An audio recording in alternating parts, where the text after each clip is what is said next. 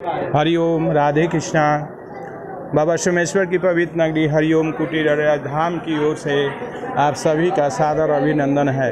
अभी मैं अरेराज की माता जलपा भवानी के दरबार में उपस्थित हूँ। मैं अभी आपको माता जलपा भवानी जी का दर्शन कराता हूँ, जो बहुत ही जगता माता हैं और भक्तों की तादाद लगी हुई है। तो आप दर्शन करें माता जलपा भवानी जी का।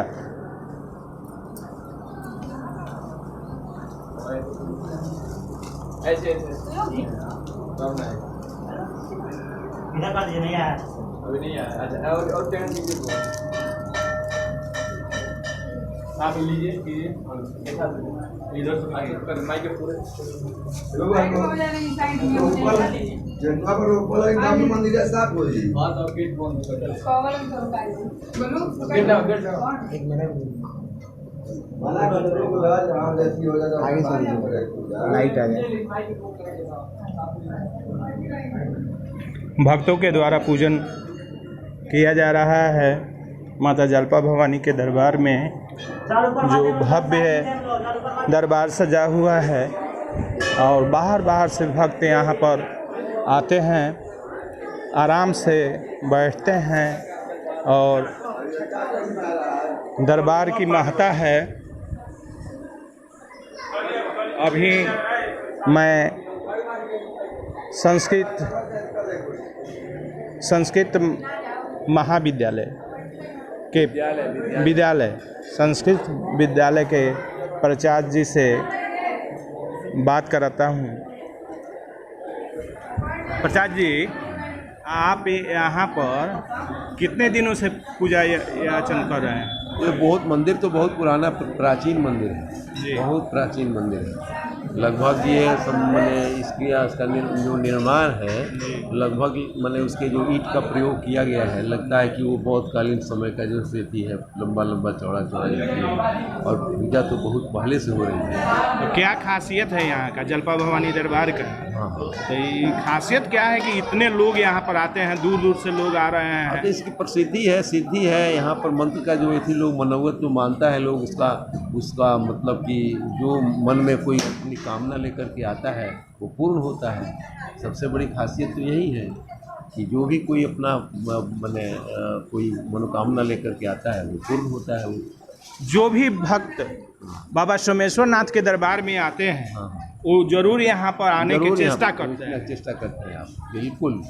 और ये लगभग मतलब कि बाबा सोमेश्वर नाथ के और बाबा जो मतलब ये भैरव स्थान जो है वो तीनों त्रिकोण पर है। ये जलपा स्थान का मंदिर और ठीक भैरव बाबा सोमेश्वर नाथ का मंदिर और वो बाबा भैरव बाबा का मंदिर, वो तीनों त्रिकोण पर है, बिल्कुल ऐसे ही। ये त्रिकोणाकार है जी। और मैंने ये इसका प्रतीति है कि भगवती की स्थापना, जब शिवलिंग की स्थापना हुई है, भैरव बाबा की स्थापना हुई है, उसी समय यहाँ ये भगवती का स्थान जो है सो बना है। बहुत प्राचीन काल है ये। यही कारण है कि सभी भक्तगण यहाँ पर आते हैं, पूजा याचन करते हैं, पूजा पाठ प्रतिदिन लगभग यहाँ पर वेद मंत्रों का पाठ जो सो होता है। कम से कम 15-20 ब्राह्मण जो सो रह करके यहाँ मंत्रों का प्रतिदिन। और यहाँ पर सुनते हैं कि यहाँ नवरात्रि में हर महीना में दीप प्रज्वलित किया जाता है। किस तिथि को? कृष्ण पक्ष के नवमी को। कृष्ण पक्ष के नवमी को यहाँ दीपदान होता है। हाँ। प्रत्येक कृष्ण पक्ष की नवमी को बहुत बृहद रूप से दीपदान का विधि होता है। चूँकि दीपदान का महत्व जो है हमारे वेद शास्त्रों में बहुत उसका महत्व दिखाया गया है, इसलिए यहाँ पर मतलब कृष्ण पक्ष के नवमी को विस्तृत रूप से कम से कम हजारों दीप जलाए जाते हैं यहाँ पर।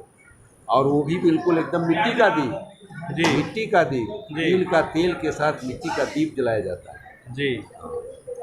तो जैसे कि हमारे प्राचार्य जी बता रहे हैं कि कृष्ण पक्ष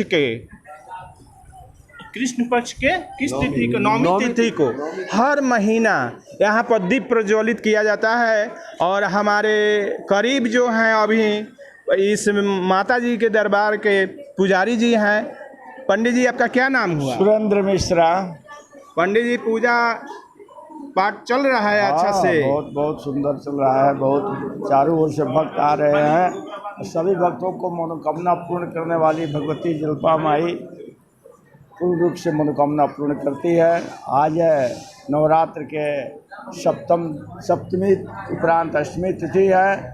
आज रात्रि में निशा पूजा भी किया जाएगा और सभी भक्त लोग आएंगे निशा पूजा में भाग निशा लेंगे। पूजा कब से होगा आपका?